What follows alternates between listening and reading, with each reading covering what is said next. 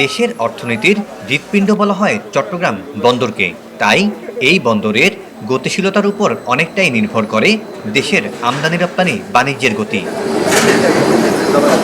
মাত্র ২০ দিনের ব্যবধানে কন্টেইনার হ্যান্ডলিংয়ের নতুন রেকর্ড হয়েছে চট্টগ্রাম বন্দরে। নিজেদের আগের রেকর্ড ভেঙে করেছে নতুন রেকর্ড।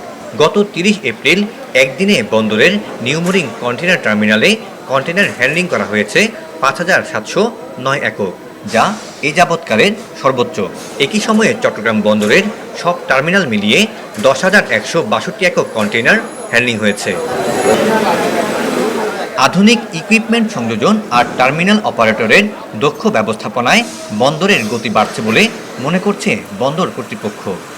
অনেকগুলো ইতিবাচক পরিবর্তন হয়েছে আমাদের অটোমেশন এবং ডিজিটালাইজেশনের জন্য। এটাকে আমরা একটা অনগোয়িং প্রসেস হিসেবে ধরে নিচ্ছি এবং আমাদের বর্তমান সরকারও চাচ্ছেন চট্টগ্রাম বন্দরকে এফিশিয়েন্ট একটা পোর্ট হিসেবে যাতে কার্যকরী করতে পারি, সেই লক্ষ্যে আমরা কাজ করছি এবং আপনারা দেখবেন যে খুব শীঘ্রই আমরা আরও বেশ কিছু ইনোভেটিভ এবং ইতিবাচক পরিবর্তন চট্টগ্রাম বন্দরে করব।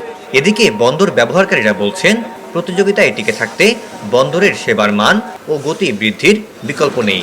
বন্দরের সেবা ধারাবাহিক হবে, টার্ন অ্যারাউন্ড টাইম যেটা সেটা কমবে এবং স্বল্প মূল্যে তড়িৎ গতিতে আমাদের সেবা দিবে।